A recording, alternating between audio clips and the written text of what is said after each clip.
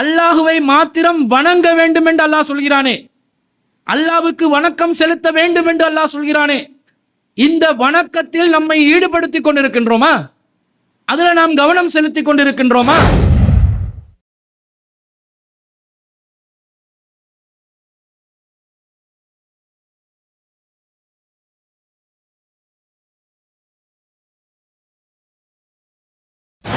பொதுவாக முஸ்லிம் சமூகத்தை, இஸ்லாத்தை பின்பற்றக்கூடியவர்களை முஸ்லிம்கள் என்ற வார்த்தையில் தான் திருக்குர்ஆனும் நபிகள் நாயகம் ஸல்லல்லாஹு அலைஹி வஸல்லம் அவர்களும் அழைப்பார்கள். நாங்கள் தான் நம்மளை தௌஹீத்வாதிகள் என்று சொல்கிறோம், அஹ்லுத் தௌஹீத், தௌஹீத் கொள்கைக்குரியவர்கள் என்று சொல்கிறோம். ஆனா ஒரு செய்தியை ரசூல் ஸல்லல்லாஹு அலைஹி வஸல்லம் சொல்லும் பொழுது இந்த அஹ்லுத் தௌஹீத் என்ற வார்த்தையை பயன்படுத்தி சொல்றாங்க.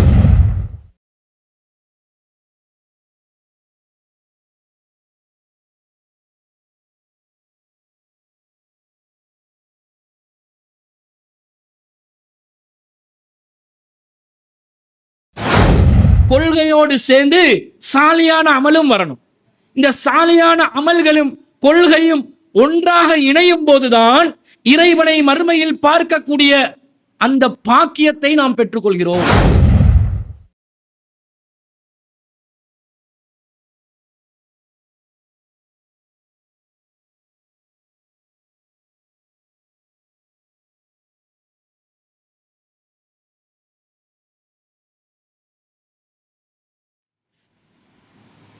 السلام عليكم ورحمة الله وبركاته. إن الحمد لله نحمده ونستعينه ونستغفره ونعوذ بالله من شرور أنفسنا ومن سيئات أعمالنا. من يهده الله فلا مضل له ومن يضلل فلا هادي له. وأشهد أن لا إله إلا الله وحده لا شريك له وأشهد أن محمدا عبده ورسوله أما بعد. அகிலத்தை படைத்து பரிபாலிக்கக்கூடிய எல்லாம் வல்ல அல்லாஹ்வுக்கே புகழனைத்தும், அல்லாஹ்வின் சத்திய தூதர் எம் உயிரிலும் மேலான கண்மணி நாயகம் ஸல்லல்லாஹு அலைஹி வஸல்லம் அவர்கள் மீதும், அன்னவர்களை பின்பற்றி வாழக்கூடிய அனைத்து முஸ்லிம்கள் மீதும் எல்லாம் வல்ல அல்லாஹ்வின் கருணையும் சாந்தியும் என்னென்னும் நிலவட்டுமாக. அன்பிற்குரிய அல்லாஹ்வின் நல்லடியார்களே, அல்லாஹ்வுடைய மிகப்பெரிய ஒரு அருளால் ஏகத்துவ கொள்கையை நாம் சுமந்து கொண்டிருக்கின்றோம். இந்த ஏகத்துவம் என்பது உலக மக்கள் மத்தியிலே பல படித்த மாமேதைகளுக்கு விளங்காத, பெரிய பெரிய அந்தஸ்தில் உள்ளவர்களுக்கு கிடைக்காத ஒரு மிகப்பெரிய ஒரு பாக்கியம் என்பதை நாம் அறிந்து வைத்திருக்கின்றோம்.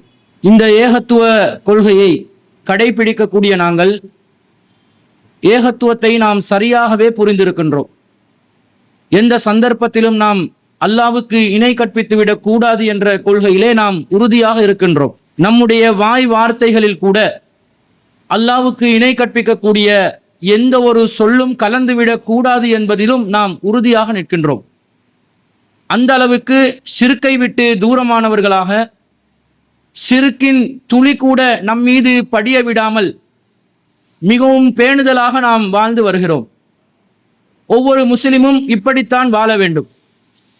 அல்லாஹ்வுக்கு இணை கற்பிக்கக்கூடிய எந்த ஒரு காரியத்திலும் தன்னை ஈடுபடுத்திக் கொள்ளாமல் அல்லாஹுவை மாத்திரம் வணங்கக்கூடியவர்களாக ஒவ்வொரு முஸ்லிமும் இருக்க வேண்டும். இந்த சிந்தனையை பொறுத்தவரையில் இஸ்லாமிய மார்க்கமும் வலியுறுத்தி கூறுகிறது, வஅபுதுல்லாஹ, நீங்கள் அல்லாஹுவை மாத்திரம் வணங்குங்கள், வலா துஷ்ரிகு பிஹி ஷைஆ, அல்லாஹ்வுக்கு நீங்கள் ஒன்றையும் இணை கற்பித்து விடாதீர்கள் என்று அல்லாஹ் சொல்கிறார்.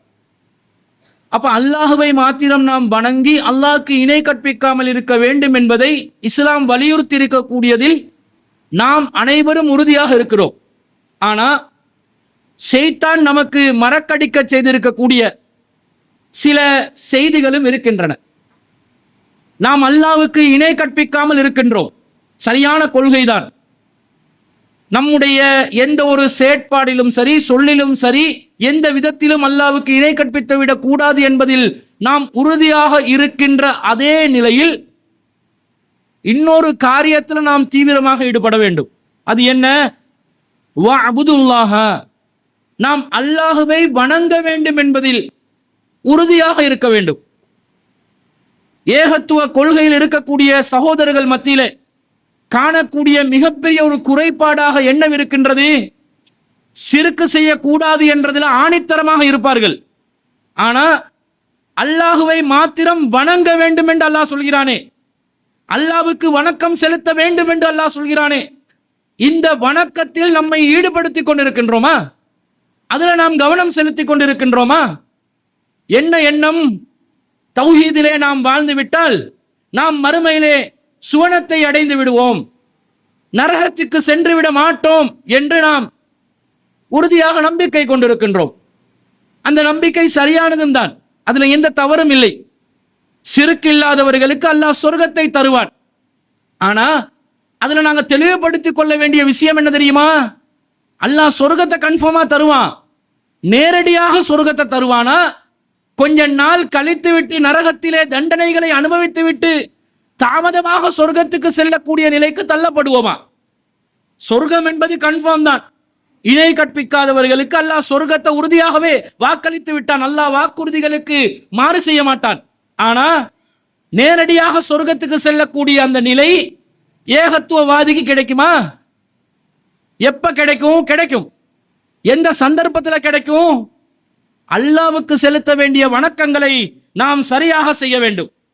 நபிகள் நாயகம் ஸல்லல்லாஹு அலைஹி வஸல்லம் அவர்கள் இதனை உணர்த்துவதற்காகவே பொதுவாக முஸ்லிம் சமூகத்தை, இஸ்லாத்தை பின்பற்றக்கூடியவர்களை முஸ்லிம்கள் என்ற வார்த்தையில் தான் திருக்குர்ஆனும் நபிகள் நாயகம் ஸல்லல்லாஹு அலைஹி வஸல்லம் அவர்களும் அழைப்பார்கள். நாங்கள் தான் நம்மளை தௌஹீத்வாதிகள் என்று சொல்கிறோம், அஹ்லுத் தௌஹீத், தௌஹீத் கொள்கைக்குரியவர்கள் என்று சொல்கிறோம். ஆனா ஒரு செய்தியை ரசூல் ஸல்லல்லாஹு அலைஹி வஸல்லம் சொல்லும் பொழுது இந்த அஹ்லுத் தௌஹீத் என்ற வார்த்தையை பயன்படுத்தி சொல்றாங்க. எப்படி சொல்றாங்க? யுஅஸ்ஸபு நாசுன் மின் அஹ்லித் தௌஹீத் ஃபின்னார். தௌஹீத்வாதிகள்ல ஒரு சாரார் நரகத்திலே தண்டனை செய்யப்படுவார்கள், வேதனை செய்யப்படுவார்கள் என்று சொன்னார்கள். ஹத்தா யகூனு ஃபீஹா உமமன், அவர்கள் நரகத்திலே அப்படியே கரி கட்டிகளாக மாறுகின்ற அளவிற்கு வேதனைக்கு உட்படுத்தப்படுவார்கள். பிறகு என்ன நடக்கும்? சும்ம துதுரிக்குமுர் ரஹ்மா, பிறகுதான் அல்லாஹ்வுடைய அருள் அவர்களை சூழ்ந்து கொள்ளும். ஃபயுக்ரஜூன வயுத்ரஹூன அலா அபுவாபில் ஜன்னா, பிறகு நரகத்திலிருந்து வெளியேற்றப்பட்டு சொர்க்கத்தின் வாசலை நோக்கி அவர்கள் தூக்கி எறியப்படுவார்கள். ஃபயர்சு அலைஹிம் அஹ்லுல் ஜன்னல் மா, சொர்க்கவாசிகள் அவர்களுக்கு தண்ணீர் சொட்டு வழங்குவார்கள். ஃபயன்பத்தூன கமா யன்புத்துல் உஸாஉ ஹிமாலத்தி ஸைலி, பிறகு ஒரு கதிர் எப்படி அப்படியே வேகமாக முளைத்து கொண்டு வளர்ந்து விடுமோ அது போன்று ஒவ்வொரு தௌஹீத்வாதியும் அந்த சொர்க்கவாதிகளுடைய நீரை பட்டதன் காரணமாக, நீர்மேனியில் தெளித்துக் கொண்டதன் காரணமாக அவர்கள் அப்படியே வளர்ந்து விடுவார்கள் என்று நபிகள் நாயகம் ஸல்லல்லாஹு அலைஹி வஸல்லம் அவர்கள் சொல்கிறார்கள். பிறகுதான் சும்ம யதுகுலுனல் ஜன்னா, சொர்க்கத்துக்கு நுழைவார்கள். அப்ப தௌஹீத்வாதிகள்லயே இரண்டு சாராராக அல்லாஹ் பிரிக்கிறான். நேரடியாக ஒரு சாரார் சொர்க்கத்துக்கு போறாங்க, இன்னொரு சாரார் நரகத்துல அனுபவிக்க வேண்டிய தண்டனைகளை அனுபவித்து விட்டு பிறகு சொர்க்கத்துக்கு செல்வார்கள். இந்த ரெண்டுல நாங்க எதுல இருக்கணும்? தௌஹீத்வாதிகள் என்று மாறுதட்டுறோமே, கொள்கைக்கு சொந்தக்காரர்கள் என்று சொல்லிக் கொள்றோமே, இந்த ரெண்டுல நாங்க எதுல வந்து சேரணும்? சிந்தித்து பாருங்கள். நபிகள் நாயகம் ஸல்லல்லாஹு அலைஹி வஸல்லம் அவர்கள் இந்த மார்க்கத்தை நமக்கு கற்றுத் தந்திருப்பது கொள்கையோடு மாத்திரம் நிற்பதற்கா? கொள்கை கொள்கை என்று சொல்லி வாயளவில் மாத்திரம் சொல்லிக் கொண்டிருப்பதற்கா? அது மாத்திரமல்ல, இந்த கொள்கையோடு சேர்ந்து நற்காரியங்கள் வெளிப்பட வேண்டும். தௌஹீதுடைய வெளிப்பாடு நற்காரியங்களாக அமைய வேண்டும் என்பது இஸ்லாத்துடைய ஆணித்தரமான கொள்கை. அதை நாங்க செய்யணுமா இல்லையா? திருக்குர்ஆன் அல்லாஹ் சொல்கிறான், குல் இன்னமா அன பஸரும் மிஸ்லுக்கும், நபியே சொல்லுங்க, நானும் உங்களை போன்ற ஒரு மனிதர் தான். யூஹா இலைய அன்னமா இலாஹுக்கும் இலாஹும் வாஹித், எனக்கு உங்களுடைய இறைவன் ஒரே ஒரு இறைவன் தான் என்று வஹி அறிவிக்கப்படுகிறது. அல்லாஹ் சொல்றான், ரசூல் ஸல்லல்லாஹு அலைஹி வஸல்லத்துக்கு வஹி அறிவித்ததனால அவர்கள் இறை தூதர்கள். மற்றபடி மற்ற அனைத்து மனிதர்களோடும் அவரும் சமமானவர்கள் தான், மனிதர்களில் சிறந்தவர்கள், ஆனால் மனித தன்மை கொண்டவர் தான் சொல்லிவிட்டு அல்லாஹ் முக்கியமான ஒரு செய்தியை சொல்றான். என்ன சொல்றான்? ஃபமன் கான யர்ஜூ லிகா ரப்பிஹி, யார் ஒருவர் மறுமையிலே அல்லாஹுவை சந்திக்க வேண்டும் என்று எதிர்பார்த்து கொண்டு இருக்கிறார்களோ, ஃபல்யஅமல் அமலன் சாலிஹா, அவர்கள் சாலியான அமல்களை செய்ய வேண்டும். வலா யுஷ்ரிக் பி இபாதத்தி ரப்பிஹி அஹதா, அவர்கள் அல்லாவை வணங்குவதில் அல்லாவுக்கு எந்த விதத்திலும் இணை கற்பித்து விடக் கூடாது என்று அல்லாஹ் கட்டளை போடுகிறார். நாங்க இதெல்லாம் பண்றோம் எதுக்காக? மறுமையில் எங்களுடைய இறைவனை நாம் பார்க்க வேண்டும் என்பதற்காகத்தானே. இறைவனுடைய அந்த திருமுகத்தை பார்த்து திருப்தி அடைய வேண்டும் என்பதற்காகத்தானே. சொர்க்கத்திலே கிடைக்கக்கூடிய உச்சக்கட்ட இன்பமான இறைவனை பார்க்கக்கூடிய அந்த பாக்கியத்தை பெற்றுக்கொள்வதற்காகத்தானே. அந்த பாக்கியம் யாருக்கு கிடைக்கும் தெரியுமா? சிறுக்கு செய்யாத சாலியான அமல்களை செய்யக்கூடியவர்கள் யார் இருக்கிறார்களோ அவர்களுக்கு தான் கிடைக்கும். ரெண்டும் வரணும். கொள்கையோடு சேர்ந்து சாலியான அமலும் வரணும். இந்த சாலியான அமல்களும் கொள்கையும் ஒன்றாக இணையும் போதுதான் இறைவனை மறுமையில் பார்க்கக்கூடிய அந்த பாக்கியத்தை நாம் பெற்றுக்கொள்கிறோம். இப்ப சிந்திங்க, கொள்கை என்று வாயளவுல மட்டும் சொல்லி கொண்டிருந்தா சரி வருமா? கொள்கை என்று சொல்லி வாயளவுல மட்டும் பிரச்சாரம் பண்ணி கொண்டிருந்தா சரி வருமா? நம்முடைய வாழ்க்கையில அதை வெளிப்படுத்தக்கூடிய விதத்திலே, இறைவனுக்கு அடிபணியக்கூடிய விதத்திலே, இறைவனுடைய அடிமைகள் என்பதை வெளிப்படுத்தக்கூடிய விதத்திலே நாங்கள் அமல் செய்ய வேண்டுமா இல்லையா? சிந்தித்து பாருங்கள். அல்லாஹ் தஆலா திருக்குர்ஆன்ல இன்னொரு வசனத்துல சொல்றான், ஃபஅம்மா மன் சகுலத் மவாசினுஹு, மறுமையிலே யாருடைய தராசு, யாருடைய எடை கனமாக இருக்குமோ, ஃபஹுவ ஃபீ ஐஷத்திர் ராலியா, அவர் திருப்திகரமான ஒரு வாழ்க்கையில் இருப்பார். எடை கனமாக வேண்டும். நாம் செய்யக்கூடிய அமல்களினால் தான் நம்முடைய எடை கனமாகும். உடம்புல எடை இல்ல, நாங்க செய்யக்கூடிய அமலின் காரணமாக நன்மைகளையும் தீமைகளையும் அல்லாஹ் அளப்பான், நிறுப்பான். அந்த நேரத்துல நன்மைகளுடைய எடை தராசு கனமாக வேண்டும் என்று அல்லாஹ் சொல்கிறான். அவங்கதான் மகிழ்ச்சிகரமான திருப்திகரமான சொர்க்க வாழ்க்கையில் இருப்பார்கள்.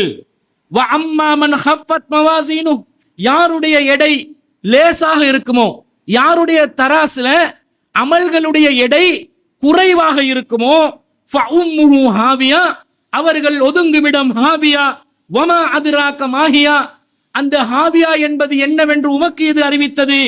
நாருன் ஹாமியா, அது சுட்டரிக்கக்கூடிய நெருப்பு நரகம் என்று அல்லாஹ் தஆலா சொல்றான். எடை கனமாக்கி கொள்ளணும். உடம்புட எடை அல்ல, அமல்களுடைய எடைகள் கனமாக வேண்டும் என்றால் கொள்கை மாத்திரம் பத்தாது, அமல் செய்ய வேண்டும். பிதுஅத்து பிதுஅத்து பிதுஅத்து, இதை செய்யக்கூடாது செய்யக்கூடாதுன்றா வாஸ்தவம் தான். பிதுஅத்து செய்யக்கூடாது.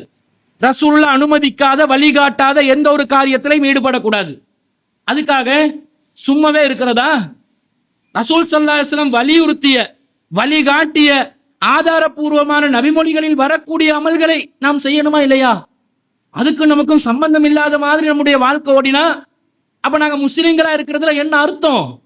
அல்லாஹ்வுக்கு இபாதத் செய்வதன் ஊடாகத்தானே அல்லாஹ்வை நாங்கள் பெருமைப்படுத்த முடியும்.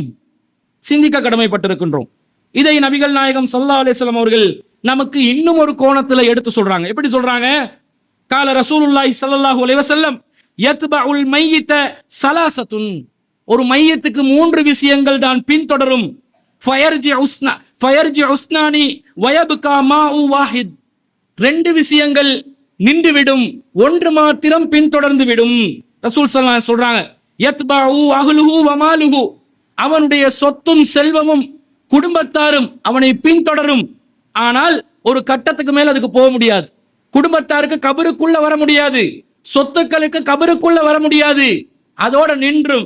ஆனா வ அமலுஹு, அவனுடைய அமல்தான் கடைசி வர காட்டிலும் தொடர்ச்சியாக இருக்கும் என்று நபிகள் நாயகம் ஸல்லல்லாஹு அலைஹி வஸல்லம் சொல்றாங்க. ஃபயுர்ஜிஉ அலுஹு வ மாலுஹு, அவனுடைய குடும்பமும் சொத்துக்களும் நின்றுவிடும். வயபுகா அமலுஹு, அவனுடைய அமல்தான் அவனை தொடர்ந்து பின்தொடர்ந்து இறுதி வரைக்கும் நிற்கும் என்று நபிகள் நாயகம் ஸல்லல்லாஹு அலைஹி வஸல்லம் சொல்றாங்க. அப்ப அமல் தான் கடைசி வர காட்டிலும் கை கொடுக்கும், கடைசி வர காட்டிலும் கபருக்குள்ள நிற்கும். அப்படி நிக்கிறதுக்கு ஏத்த மாதிரி அமல் செய்யணுமா இல்லையா? அமல்கள்ல நாங்க ஈடுபடணுமா இல்லையா? எத்தனையோ அமல்களை நாங்க பேசுறோம், செய்து காட்டுகிறோமா? தினசரி நம்முடைய வாழ்க்கையை நாங்க மீள் பரிசீலனை செஞ்சு பார்க்கணும். என்ன மாதிரி ஒரு வாழ்க்கை போகுது? கடமைகளை நிறைவேற்றுவதில் மாத்திரம்தான் கவனமா இருக்கிறோம், எக்ஸ்ட்ராவா ஏதாவது பண்றோமா? சில பேர் கடமைகள்ல கூட கவனம் செலுத்துவதில்லை. இந்த மாதிரி ஒரு துர்ப்பாக்கியமான ஒரு நிலையிலே நாங்கள் இருக்கின்றோம். அப்போ ஒரு முஸ்லிமா இருந்தா கொள்கையோட மட்டும் நிக்காம அமலுக்கு கூடுதலான முக்கியத்துவம் கொடுக்கணும். நபிகள் நாயகம் ஸல்லல்லாஹு அலைஹி வஸல்லம் சொல்றாங்க, புனியல் இஸ்லாமு அலா ஹம்சின், இஸ்லாம் 5 தூண்கள் மீது நிறுவப்பட்டுள்ளது. இஸ்லாம் என்று சொன்னாலே, முஸ்லிம் என்று சொன்னாலே ஒருத்தர் எப்படி இருக்கணும்? 5 தூண்களை சுமந்து கொண்டிருக்கிற மாதிரி சுமந்து கொண்டிருக்கணும். அதுல முதலாவது என்ன? ஷஹாதத்தி அல்லா இலாஹ இல்லல்லாஹ் வ அன்ன முஹம்மதன் ரசூலுல்லாஹ், வணக்கத்துக்குரியவன் அல்லாஹ்வை தவிர வேறு யாரும் இல்லை என்று உறுதி கூறுவது, முஹம்மது நபி ஸல்லல்லாஹு அலைஹி வஸல்லம் அவர்கள் இறை தூதர் என்று உறுதி கூறுவது. இத கொள்கையில நாங்க எல்லாருமே கடைபிடிக்கிறோம். ஷஹாதத்துல இருக்கிறோம். என்ன ஷஹாதத்து? அல்லாஹ்வை தவிர வணக்கத்துக்குரியவன் யாரும் இல்ல, வழிகாட்டி முஹம்மது நபி ஸல்லல்லாஹு அலைஹி வஸல்லம் மாத்திரம்தான், அதுல இருக்கிறோம். ஆனா அது மட்டும்தான் இஸ்லாத்துடைய தூணா? அது இஸ்லாத்தின் ஒரு தூண். அடுத்தது ரசூலுல்லாஹ் சொல்றாங்க, வ இகாமிஸ் ஸலா, தொழுகையை நிலைநிறுத்துவது, வ ஈதாயிஸ் ஸகா, ஜகாத்தை நிலைநாட்டுவது, வல் ஹஜ்ஜி வ ஸௌமி ரமலான், ஹஜ்ஜை நிலைநிறுத்துவது, ரமலான் மாதத்துல நோன்பு நோட்பதுன்னு சொல்றாங்க. முதலாவது கொள்கையை சொல்லிட்டு இஸ்லாம் நிறுவப்பட்ட 5 தூண்கள்ல மீதி 4 என்ன? அமல சொல்லுது. இஸ்லாம் எப்படி இஸ்லாம் கட்டமைக்கப்பட்டிருக்குதுன்னு பாருங்க.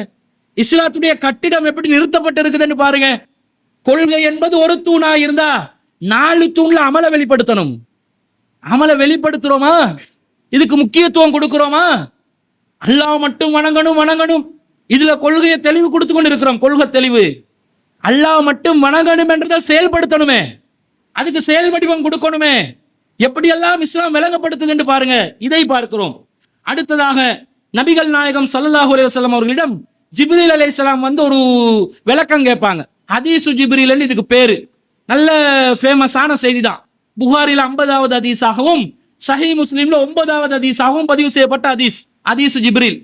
அதுல ஜிப்ரீல் அலைஹிஸ்ஸலாம் ஒரு மனிதனுடைய தோற்றத்தில் ரசூல் ஸல்லல்லாஹு அலைஹி வஸல்லம் அவங்களோட அவையில உட்கார்ந்து ரசூலுல்லாஹ்வுடைய முழங்காலோடு ஜிப்ரீல் அலைஹிஸ்ஸலாத்துடைய முழங்காலை ஒட்ட வைத்து, என்ன மனித வடிவத்துல தானே வர்றாங்க, சில கேள்விகள் கேட்பாங்க. மல் ஈமான், ஈமான் என்றால் என்ன? மல் இஸ்லாம், இஸ்லாம் என்றால் என்ன? மல் இஹ்சான், இஹ்சான் என்றால் என்ன என்று கேள்வி கேட்பாங்க. ரசூல் ஸல்லல்லாஹு அலைஹி வஸல்லம் பதில் சொல்லுவாங்க. பதில் சொல்லணும்னே ஜிப்ரீல் அலைஹிஸ்ஸலாம் சொல்றாங்க, சதக்த, நீங்க உண்மையை சொல்லிட்டீங்க அப்படி என்றுவாங்க. சஹாபாக்கள் எல்லாம் ஆச்சரியமா பார்ப்பாங்க. இது என்ன, ஒருத்தர் கேள்வி கேட்க வர்றாரு, ஊருக்காரரும் இல்ல, வெளிநாட்டுக்காரர் போல இருக்கிறாரு, ஆனா அழகான ட்ரெஸ்ஸோட வந்திருக்கிறாரு, அப்படியே தலையெல்லாம் அழகா சீவி வந்திருக்கிறாரு. கேள்வியை கேட்டு ரசூலா பதில் சொன்னோன்னே இவர் சொன்னது உண்மைதான் என்று ரசூல்லா விட தெரிஞ்சவர் போல சொல்லிட்டு போறாரு என்று ஆச்சரியப்படுவாங்க. ரசூலா சொல்லுவாங்க, இது வந்தது ஜிப்ரீலு யுஅல்லிமுக்கும் பிதீனுக்கும், உங்களுடைய மார்க்கத்தை உங்களுக்கு கற்றுக் கொடுக்கிறதுக்காக வந்தாருன்னு ரசூலா கடைசியா சொல்லுவாங்க. அந்த செய்தியில ஒன்று கேட்கிறார் ஜிப்ரீல் அலைஹிஸ்ஸலாம், மல் இஸ்லாம், இஸ்லாம் என்றால் என்ன என்று கேட்கிறாங்க. அப்ப ரசூலா சொல்றாங்க, அன் தஅபுதுல்லாஹ வலா துஸ்ரிக் பிஹி ஷைஆ, நீங்க அல்லாஹ்வை வணங்க வேண்டும், அல்லாஹ்வுக்கு எதையுமே இணை கற்பிக்காமல், அல்லாஹ்வுக்கு இணை கற்பிக்காமல் அல்லாஹ்வை வணங்க வேண்டும். வணக்கம் என்றது செய்யணும், இணை கற்பிக்க கூடாது என்றது ஓகே, அது நம்ம கொள்கைவாதிகள் கிட்ட ஏராளம் இருக்குது. வணங்கணுமே, அந்த வணங்கணும் என்றதை சொல்றாங்க. அது எப்படி வணங்கணும்? வத்துகீம ஸலாத்த, தொழுகை நிலைநாட்டுவது ஊடாக வணங்க வேண்டும். வத்துவத்திய ஸகாத்த, ஜகாத்தை விநியோகம் செய்வதன் ஊடாக வணங்க வேண்டும். வதசூமு ரமலான், ரமலான்ல நோன்பு நோட்பதன் ஊடாக வணங்க வேண்டும். இதெல்லாத்தையும் பண்ணணும். நோன்பு பிடிக்கணும். நிறைய பேர் முஸ்லிம் சமூகத்துல கரெக்டா நோன்பு பிடிக்கிறாங்களா? ரமலான் மாசத்துல இருக்கிறோம். தொழில் செய்ய போறவங்க என்ன சொல்லுவாங்க? நோன்பு கொஞ்சம் கஷ்டமா இருக்குது, என் தொழிலோட கஷ்டம், செய்ய முடியாது அப்படின்னு நிறைய பேர் நோன்புல இருந்து எஸ்கேப் ஆகி போவாங்க. சாதாரண நாட்கள்ல இந்த பதில் வரும். இந்த அடிக்கிற வெயிலுக்கு எல்லாரும் நோம்ப கஷ்டத்தோட தான் ஓட்டி கொண்டு இருக்கிறோம், கஷ்டத்தோட தான் பிடிச்சு கொண்டு இருக்கிறோம், காரணமே தேவையில்ல, உடனே இந்த வெயில காரணம் காட்டி நோன்பு இல்லாண்டுவான். அப்ப நோன்பு எல்லாம் நாங்க பிடிக்கணும். வெளிப்படையா பார்க்கும்போது முஸ்லிம் சமூகம் எல்லாத்தையும் கரெக்டா செய்யற மாதிரி ஒரு தோற்றம். ஆனா உள்ளுக்குள்ள ஊடுருவி ஆராய்ந்து பார்த்தால் எல்லாம் கோட்டை விட்டு கொண்டு இருக்கிறத பார்க்கிறோம். அமல் வரணும், நம்முடைய மேலுக்கு வரணும். குறிப்பாக தொழுகை வர வேண்டும். நபிகள் நாயகம் ஸல்லல்லாஹு அலைஹி வஸல்லம் அவர்களுடைய இறுதி தருவாயில, மரண தருவாயில இருக்கிறாங்க. அந்த நேரத்துல கூட இந்த தொழுகைக்கு கொடுத்த முக்கியத்துவம் இருக்குதே, சுப்ஹானல்லாஹ். யாரும் அப்படி முக்கியத்துவம் கொடுக்க மாட்டாங்க. ரசூல் ஸல்லல்லாஹு அலைஹி வஸல்லம் 2 மடங்கு சக்கராத்துடைய வேதனை அனுபவிக்கிறாங்க. காய்ச்சல் அதிகமா அடிக்குது, ரசூல்லா மூர்ச்செழுந்து விழுறாங்க பல சந்தர்ப்பங்கள்ல. ஆனா ரசூல் ஸல்லல்லாஹு அலைஹி வஸல்லம் தொழுகை என்னாச்சு, தொழுகைக்கு என்னாச்சு, மக்கள் வந்து ஒன்று கூடி இருக்கிறாங்க. ரசூலா கேக்குறாங்க, அஸல்லன் நாசு, மக்கள் தொழுது விட்டார்களா கேக்குறாங்க. சஹாபாக்கள் சொல்றாங்க, லா ஹும் யன்தலிரூனக யா ரசூலல்லாஹ், அல்லாஹ்வின் தூதரே, அவர்கள் நீங்கள் உங்களுடைய வருகைக்காக காத்து கொண்டு இருக்கிறார்கள். நீங்க வந்து ஜமாத்து நடத்தணும், இமாம் வரக்காட்டிலும் காத்து கொண்டு இருக்கிறாங்க. ரசூல் ஸல்லல்லாஹு அலைஹி சொல்றாங்க, லஊலி மாஅன் ஃபில் மில்லபி, எனக்கு வந்து நீங்க மிஹ்லப்ல ஒரு தண்ணியை கொண்டு வாங்க என்று ரசூலா சொல்லி, மிஹ்லப் என்ற ஒரு பாத்திரத்துல தண்ணியை கொண்டு வாங்கன்னு அதை எடுத்து அப்படியே தலையில ஊத்தி குளிச்சு கொள்றாங்க. குளிச்சுட்டு உலு செஞ்சுட்டு ரசூல் ஸல்லல்லாஹு அலைஹி வஸல்லம் திரும்ப நின்று தொழுறதுக்காக தயாராகி நடக்கிறதுக்கு முயற்சி செய்யறாங்க. அப்படியே மூர்ச்செழுந்து கீழே விழுறாங்க. ரசூல்லா விழிக்கும் வர காட்டிலும் சஹாபாக்கள் தண்ணியை தெளிச்சு ரசூல்லாவுடைய நிலையை பார்த்து பார்த்து கவலைப்பட்டு கொண்டு இருக்கிறாங்க. ரசூல்லா விழிக்கிறாங்க. சஹாபாக்கள் அல்லாஹ்வின் தூதரை என்ன செய்யணும் ரசூல்லா கேட்கிறாங்க. பாருங்க, அஸல்லன் நாஸ், மக்கள் தொழுது விட்டார்களா? மூர்ச்செழுந்து விழுறாங்க, மீண்டும் எந்திரிக்கிறாங்க, மக்கள் தொழுது விட்டார்களா என்று கேட்கிறாங்க. சஹாபாக்கள் சொல்றாங்க, லா ஹும் யலிதலிரூனக யா ரசூலல்லாஹ், அவங்க உங்களை வருகைக்காக காத்து கொண்டு இருக்கிறார்கள். வன்னாசு உகூஃபும் ஃபில் மஸ்ஜிதி, மக்கள் மஸ்ஜிதில் அப்படியே உட்கார்ந்து கொண்டு இருக்கிறாங்க, நீங்க வரக்காட்டிலும் பார்த்து கொண்டு இருக்கிறாங்க என்று சொல்லும்போது ரசூல் ஸல்லல்லாஹு அலைஹி வஸல்லம் அவங்க அப்படியே திரும்ப எழும்புறாங்க, திரும்ப உரு செய்றாங்க, திரும்ப மூர்ச்செழுந்து விழுறாங்க. திரும்ப விழிச்ச உடனே மக்கள் தொழுது விட்டார்களா கேட்கிறாங்க. 7ஆம் கடைசி நேரத்துல ரசூல் ஸல்லல்லாஹு அலைஹி வஸல்லம் தொழுவிப்பதற்கு சக்தி இல்லைன்றதை சஹாபாக்கள் உணர்ந்துட்டாங்க. ரசூலுல்லா வந்து அபூபக்கர் ரலியல்லாஹு அன்ஹு அவங்கள சைக்கினை செஞ்சு காட்டுறாங்க, தொழுகைக்கு இமாமத் நடத்தட்டும். சொன்ன உடனே ஆயிஷா ரலியல்லாஹு அன்ஹா சொல்றாங்க, இன்ன ரசூலுல்லாஹி ஸல்லல்லாஹு அலைஹி வஸல்லம் யா முருக்க அன் துஸல்லா பின்னாஸ், அபூபக்கர் அவர்களே, அல்லாஹ்வின் தூதர் அவர்கள் உங்களை வந்து இமாமத் செய்யுமாறு கட்டளையிடுகிறார்கள். வக்கான ரஜுலுன் ரஃபீகன், அபூபக்கர் ரலியல்லாஹு அன்ஹு ரொம்ப மென்மையான உள்ளம் கொண்ட ஒரு மனிதர், அவருக்கு வந்து தொழுறதுக்கு கஷ்டமாகும் என்றதுனால ஆயிஷா ரலியல்லாஹு அன்ஹா சொல்றாங்க, யா உமர் சல்லி பின்னாஸ், உமர் அவர்களே நீங்க மக்களுக்கு தொழுகை நடத்துங்க. அபூபக்கருக்கு கஷ்டம், அவர் குர்ஆன் ஓதினாலே கண்ணீர் விட்டு அழுதுருவாரு, அது மக்களுக்கு தொழுகைக்கு அது சிரமமா இருந்துரும், அதனால நீங்க தொழுகையை நடத்துங்கன்னு அவங்களுக்கு சொல்றாங்க. ஃபக்கால லஹு உமர், உமர் ரலியல்லாஹு அன்ஹு சொல்றாங்க அபூபக்கர் ரலியல்லாஹு அன்ஹுக்கு, அந்த ஹக்கு பிதாலிக, என்னை விட தொழுகைக்கு தலைமை தாங்குவதற்கு அபூபக்கரே நீங்கள் தான் தகுதியானவர்கள். ஃபஸல்லா அபூபக்கர் தில்கல் அய்யாம், எனவே அபூபக்கர் ரலியல்லாஹு அன்ஹு அந்த நாள் முழுவதும் தொழுகையை நடத்தினாங்கன்னு வருது. ரசூல் ஸல்லல்லாஹு அலைஹி வஸல்லம் ஏன் இவ்வளவு கஷ்டப்பட்டாங்க? கடைசி நிமிஷத்துல மயங்கின நிலையில இருந்தும், மயக்கத்துல நிலைத்திருந்தும், மக்கள் அந்த விழிச்ச உடனே மக்கள் தொழுது விட்டார்களா தொழுது விட்டார்களான்னு ஏன் கேட்டாங்க? அவ்வளவு முக்கியமானது தொழுகை. ஏகத்துவவாதிகளுடைய உயிர் மூச்சாக தொழுகை இருக்க வேண்டும். தொழுகையில பொடுபோக்காக நாங்க இருக்கக்கூடாது. இந்த தப்லீக் ஜமாத் சகோதரர்களை பாருங்கள், அவர்கள் செய்திகளை பின்பற்றுவதில் குறை வைப்பார்கள். நபி வழி எது என்று அவர்களுக்கு தெரியாமல் இருக்கும். ஆனா அவங்க எதை நபி வழி என்று நினைக்கிறார்களோ அதுக்காக எவ்வளவு தியாகம் பண்றாங்க, எவ்வளவு உயிரோட்டமா அதை அமுல்படுத்துறாங்க. தொழுகையை தவற விடுவாங்களா? எப்படி தொழணும் என்றது தெரியாம இருக்கலாம், ஏன்னா அவங்க ஹதீஸுக்குள்ள ஆய்வுக்குள்ள போறதில்லை. அவர்களை வழிநடத்தக்கூடிய உலமாக்கள் அந்த இடத்துக்கு மார்க்கத்தை கற்றறியக்கூடிய அந்த இடத்துக்கு அவங்களை நுழைவிப்பதற்கு தடை விதிக்கிறாங்க. ஆனா நடைமுறையில் பார்க்கிறோம், அவர்கள் ஏற்றுக்கொண்டு சத்தியம் என்று விளங்கி கொண்டு அவர்கள் நம்பக்கூடிய விஷயத்துல எப்படி ஹயாத்துல இருக்கிறாங்க தெரியுமா? எப்படி உயிரோட்டமா இருக்கிறாங்க தெரியுமா? பார்க்கும் போது பொறாமையா இருக்குது. என்ன இபாதத்து, என்ன மாதிரி அல்லாஹ்வை வணங்குறாங்க, என்ன மாதிரி அல்லாஹ்க்காக தியாகம் செய்யறாங்க. இந்த சிந்தனை ஏன் தௌஹீத் சமூகத்துல இல்லாம இருக்குது? ஏன் தௌஹீத் சமூகம் இந்த வணக்கத்துக்கு கொடுக்கிற முக்கியத்துவத்தை இவ்வளவு பொடுபோக்கான நிலைக்கு தள்ளிவிட்டார்கள் என்பதை நாங்கள் சிந்திக்க கடமைப்பட்டிருக்கிறோம். அன்பிற்குரியவர்களே, நபிகள் நாயகம் ஸல்லல்லாஹு அலைஹி வஸல்லம் அவர்கள் எந்த அளவுக்கு இந்த கடைசி நேரத்துல தொழுகைக்காக வந்தாங்கண்டா, 2 பேருடைய தோள்ல கைகளை போட்டுக்கொண்டு, ஒரு பக்கம் அலி ரலியல்லாஹு அன்ஹு அவர்கள், இன்னொரு பக்கம் அப்பாஸ் ரலியல்லாஹு அன்ஹு அவர்கள், 2 பேருடைய மேனியில் தோள்களில் தன்னுடைய கைகளை போட்டுக்கொண்டு கால்கள் தரையில் இழுபடும் அளவுக்கு ஃபஹரஜன் நபியு ஸல்லல்லாஹு அலைஹி வஸல்லம் பைன ரஜுலைனி தஹுத்து ரிஜ்லாஹு ஃபில் அர்ல், பூமியிலே கால்கள் இழுபடும் அளவிற்கு நபிகள் நாயகம் ஸல்லல்லாஹு அலைஹி வஸல்லம் வந்தார்கள்.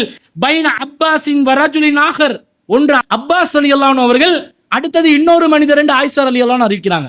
என்ற ஆயிஷா ரலியல்லாஹு அன்ஹா அவர்களுக்கும் அலி ரலியல்லாஹு அன்ஹு அவர்களுக்கும் சின்னொரு மனஸ்தாபம் இருந்தது அந்த அவதூறு சம்பவத்துல. அதனால அவங்களோட பேரை சொல்லாம வரஜுலுன் ஆகர் இன்னொரு மனிதர்கிட்ட தோல்ல வந்தாரு. அது யாரு? அலி ரலியல்லாஹு அன்ஹு அவங்களோட தோல்ல.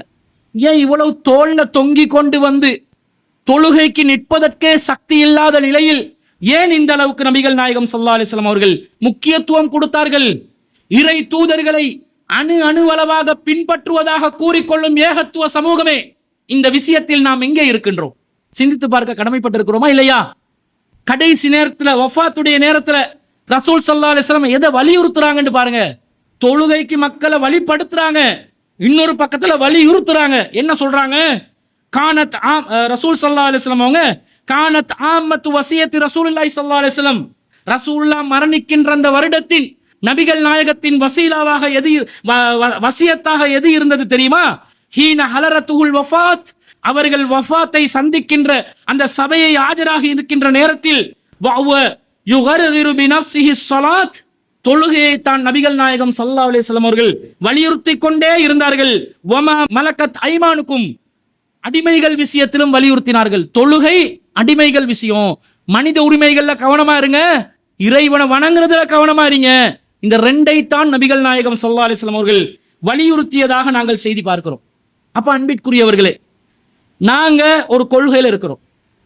நாங்க பல தியாகத்துக்கு மத்தியில இந்த கொள்கைக்கு வந்தோம்.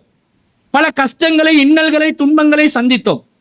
விரல் அசைப்பதா இல்லையா என்பதில் பலத்த கருத்து வேறுபாடுகளை சந்தித்த இந்த சமூகம், பல பெரும் உலமாக்கள் எல்லாம் ஹதீஸை அறிந்தும் மக்களுடைய திருப்திக்காக இப்படி ஒரு ஹதீஸே இல்லை என்று பொய்யாக சொல்லுகின்ற நேரத்தில், இல்லை ஹதீஸ் இருக்கிறது, நபிகள் நாயகம் ஸல்லல்லாஹு அலைஹி வஸல்லம் அவர்கள் ஒரு காரியத்தில் ஈடுபட்டு விட்டார்கள் என்றா மொத்த உலகமே சேர்ந்து மாறி நின்றாலும் நாங்க அந்த விஷயத்துல உறுதியாக நிற்போம், அதற்காக நம்மை தியாகம் செய்வோம், உயிரை அர்ப்பணிப்பதற்கும் தயாராக இருப்போம் என்று நபிகள் நாயகம் ஸல்லல்லாஹு அலைஹி வஸல்லம் அவர்களுடைய சுன்னத்தை பாதுகாக்கிறதுக்காக குரல் கொடுத்த சமூகம் நாங்கள்.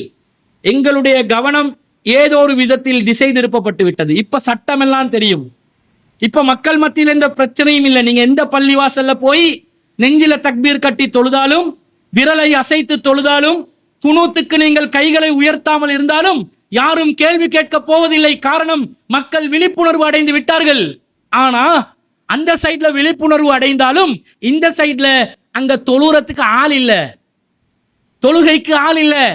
நபி வழிப்படி ஒரு முசல்லாவை அமைத்து கொடுத்தால் 5 நேர தொழுகைக்கு பக்கத்து ஊர்ல பக்கத்து இந்த ஏரியால இருக்கிறவங்களாவது வந்து சேர்றாங்களா? அது வீட்டுல தொழுது கொள்ளலாம். பள்ளிவாசல் இருந்தா வாங்க. ரசூலுல்லாஹ் என்ன சொன்னாங்க? இமாம் ஜமாத் தொண்டு இருக்க எவன் வீட்டுல தொழுறானோ அவன் வீடுகளை நான் எரிக்க விரும்புகிறேன் என்று ரசூல் ஸல்லல்லாஹு அலைஹி வஸல்லம் சொன்னாங்களா இல்லையா? ஊட பத்த வைப்பேன். யாரோட சேர்த்து பத்த வைப்பேன்? ஊட மட்டுமா? வீட மட்டும் எரிப்பேன் என்று சொல்லவில்லை. எவன் வீட்டுக்குள்ள தொழுந்து கொண்டு இருக்கிறானோ அவனையும் சேர்த்து எரிக்கணும் என்றாங்க ரசூலுல்லாஹ். எப்ப எவ்வளவு வலியுறுத்தப்படுது? இமாம் ஜமாத் எவ்வளவு வலியுறுத்தப்படுது? தனிமையில் தொழுவதை விட 27 மடங்கு நன்மை என்று சொல்லப்படுகிறது. அப்ப முக்கியத்துவம் கொடுக்கணுமா இல்லையா? அதுக்காக நான் சொல்லல 5 கிலோமீட்டர் தூரம் உள்ளவன் எல்லாம் இங்க வாழ்ந்து சொல்லல. அவங்களோட பகுதியில பள்ளிவாசல் பாருங்க, அனுமதிக்கப்பட்ட பள்ளியா? அந்த பள்ளிவாசல்ல இமாம் சிறுக்கு செய்யாத இமாமா? தொழுகையில கலந்து கொள்ளலாம். இல்ல பிதத்தான தொழுகைகள்ல கலந்து கொள்றதுக்கு நீங்க விரும்பலையா? நபி வழிப்படி ஒரு முசல்லாவை நீங்கள் உருவாக்குங்கள். அது ஒண்ணுமே பண்ணாம வீடும் பாடும் என்னுடைய குடும்பமும் நானும் அப்படியே கிடப்போம் என்று சொன்னா, இந்த இஸ்லாத்துல தொழுகைக்காக சொன்ன அந்த முக்கியத்துவத்தை எந்த அளவுக்கு நாங்க செஞ்சோம் என்றதை யோசித்துக் கொள்ள வேண்டும். பொதுவாக ஆட்சியாளர்களுக்கு எதிராக புரட்சி செய்வதை இஸ்லாம் அனுமதிக்காது. எந்த ஆட்சியாளர்? ஜனநாயக ஆட்சியாளரை சொல்லல, இஸ்லாமிய ஆட்சியாளர்கள். ஒரு அமீருல் மூமினீனாக ஒருவர் இருக்கும் பொழுது அவருக்கு எதிராக மக்கள் புரட்சி செய்யக்கூடாது. அந்த புரட்சியை ரசூல் அங்கீகரிக்கல. ரசூல் ஸல்லல்லாஹு அலைஹி வஸல்லம் சொல்றாங்க, ஒரு நபரை உங்களுக்கு இமாமத்தாக வைத்த பிறகு, ஒருவரை தலைவராக வைத்த பிறகு அவருக்கு எதிராக நீங்கள் ஒருபோதும் எதிர்த்து நிற்க கூடாது என்று என்கிட்ட பையத் செய்யுங்க என்று ரசூலுல்லாஹ் கேட்கிறாங்க. அஹத அலைனா அன் பாயகனா அல ஸமை வத்தாதி, செவி மடுப்பதிலும் கட்டுப்படுவதிலும் நாங்கள் பையத் செய்ய வேண்டும், அந்த தலைவருக்கு கட்டுப்பட வேண்டும் என்று எங்களிடம் ரசூலுல்லாஹ் பையத் செய்தார்கள். ஆனா ரசூல் ஸல்லல்லாஹு அலைஹி வஸல்லம் சொல்றாங்க, நீங்க எந்த நேரத்தில் அந்த தலைவருக்கு எதிர்த்து நிற்கணும் என்று சொன்னா வ அல்லா நுனாசிகல் அம்ர அஹ்லஹு இல்லா அன் தரவு குஃப்ரன் பவாஹன் இந்தக்கும் மினல்லாஹி ஃபீஹி புர்ஹான்.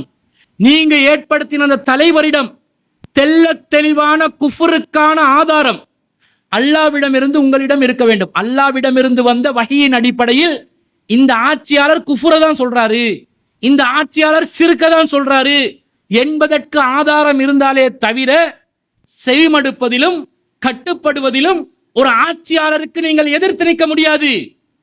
அதுல நீங்க உறுதியா நிக்கணும் என்று என்னிடம் பையத்து தாங்க என்று ரசூல்லா பையத்து எடுக்கிறாங்க. ஆனா ரசூல் ஸல்லல்லாஹு அலைஹி வஸல்லம் அந்த ஆட்சியாளரிடம் குஃபுர் இருந்தா கட்டுப்பட வேணாம் என்றாங்க.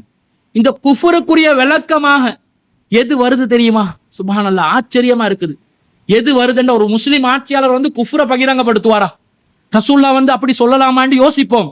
ரசூல் ஸல்லல்லாஹு அலைஹி சொல்றாங்க, சதகூனு உமரா, உங்களுக்கு ஆட்சி தலைவர்கள் வருவார்கள், ஃபதாரிஃபூன வதுன்கிரூன, அவர்களை நீங்கள் அறிந்து கொள்வீர்கள், அவர்களிடம் வெறுக்கத்தக்க காரியங்கள் நிகழும். ஃபமன் கரஃப பரிய வமன் அன்கர சலிம, யார் அந்த ஆட்சியாளருடைய வெறுக்கத்தக்க காரியங்களை விட்டு ஒதுங்குகிறாரோ அவர் நிம்மதியை அடைந்து கொண்டார். புரட்சி செய்யக்கூடாது, ஒதுங்கி இருந்துடணும். அதே மாதிரி வலாக்கின் மன் ரலிய வதாப, யார் ஒருத்தர் அவர்களுடைய விஷயத்துல அவங்க செய்யற அநியாயத்துக்கெல்லாம் ஒத்து ஊதி ஆட்சியாளருக்கு ஜால்ரா அடிச்சு கொண்டு இருப்பாருங்களோ, வதாப ஆட்சியாளரை பின்பற்றுவாரோ, ரசூல் ஸல்லல்லாஹு அலைஹி சொல்றாங்க அவர்களுக்கு அல்லாஹ்வுடைய தண்டனை கிடைக்கும் என்றாங்க. சொல்லிட்டு அப்ப சஹாபாக்கள் கேட்கிறாங்க, அஃபலா நுகாத்திலுஹும், அல்லாஹ்வின் தூதரே, வெறுக்கத்தக்க காரியங்களை செய்யக்கூடிய ஆட்சியாளருக்கு எதிராக நாங்கள் போர் செய்யட்டுமா, கித்தால் பண்ணட்டுமா, அடித்தடி சண்டையில இறங்கட்டுமா என்று கேட்கும்போது ரசூல் ஸல்லல்லாஹு அலைஹி சொல்றாங்க, லா, அப்படி செய்யாதீர்கள், மா சல்லு, அவர்கள் தொழுகையை நிலைநாட்டும் வரைக்கும் அப்படி செய்யாதீர்கள். எப்ப தொழுகை இல்லைன்னு ஆயிருச்சோ இனிமேல் அவனை ஆட்சியாளராக ஏற்றுக்கொள்றதுல எந்த அர்த்தமும் இல்லை, அடிச்சு துவம்சம் பண்ணுங்கன்றாங்க ரசூல். ஆட்சியாளர் கூட இஸ்லாமிய ஆட்சியாளர் இஸ்லாமிய அரசாங்கத்துல ஆட்சியை தக்க வைக்கணும்டா தொழுகையை நிலைநாட்டணும். தொழுகலை கோட்டை விட்டு அடிச்சு கிளப்புங்கடா அவன்டாங்க ரசூல் ஸல்லல்லாஹு அலைஹி வஸல்லம். இவ்வளவு முக்கியத்துவம். அப்ப இந்த அளவுக்கு தொழுகை இஸ்லாத்துல வலியுறுத்தப்பட்ட ஒரு காரியமாக இருக்கிறது. கொள்கையில அல்லாஹ்வுடைய ரஹ்மத்தை பெற்றுக்கொண்டோம், சிறுக்கு செய்யவில்லை என்பதை நிலைநிறுத்திய நாங்கள் இறைவனை வணங்க வேண்டும், இறைவனை மட்டும்தான் வணங்குவோம் என்று இறைவனுக்கு வணக்கம் செலுத்தும் அந்த காரியத்துல நாங்க உறுதியாக இருக்க வேண்டும். வல்ல ரஹ்மான் நம் அனைவரையும் ஏக இறைவனை அதிகம் அதிகம் வணங்கக்கூடிய நன்மக்களாக ஆக்கி அருள் புரிவானாக என்று கூறிக்கொண்டு விடை பெறுகிறேன். வாஹிரு தாவானா அல்ஹம்துலில்லாஹி ரப்பில் ஆலமீன்.